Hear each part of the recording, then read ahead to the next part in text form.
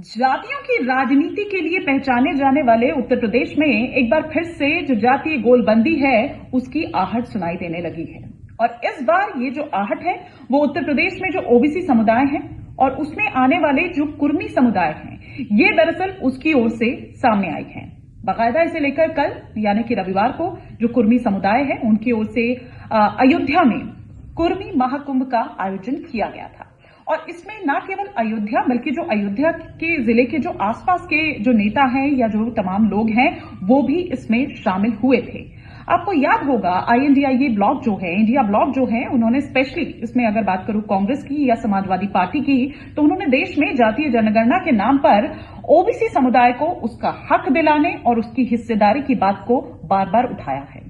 BJP तब लेकर आई थी इसके प्रति वो कार्ड कि एक है तो सेफ है, तो जाति जनगणना के मुकाबले ये कार्ड बीजेपी की ओर से लाया गया था। लेकिन जहां तक हम यूपी में जातीय समीकरणों की बात करें तो यहां पर 45% के आसपास जो ओबीसी समुदाय है उनकी आबादी है।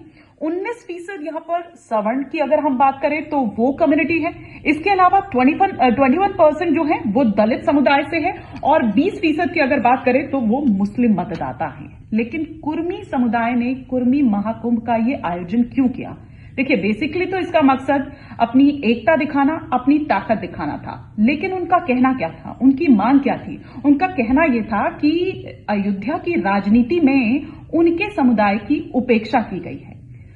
और आपको ये भी देखना होगा, ये भी समझना होगा कि ये आयोजन ऐसे वक्त में हो रहा है जब अयोध्या के मिल्कीपुर जो विधानसभा सीट है उस पर उपचुनाव होने वाला है। हालांकि जो आयोजक हैं वो इस बात से इनकार करते हैं कि इसका उपचुनाव से कोई लेना देना नहीं है। लेकिन राजनीति में कुछ भी चीज ऐਵੇਂ नहीं होती है, कुछ भी चीज ऐसे ही नहीं होती है। उत्तर प्रदेश में हाल ही में जो 9 विधानसभा सीट के लिए उपचुनाव हुए थे उसमें से 7 सीट पर एनडीए को जीत मिली थी और 2 सीट पर समाजवादी पार्टी जीती थी। अब मिल्कीपुर अहम क्यों है? मिल्कीपुर अहम इसलिए भी है क्योंकि ये अयोध्या लोकसभा सीट में आती है और इस सीट पर जब बीजेपी को हार मिली तो पूरे देश में इसकी चर्चा हुई।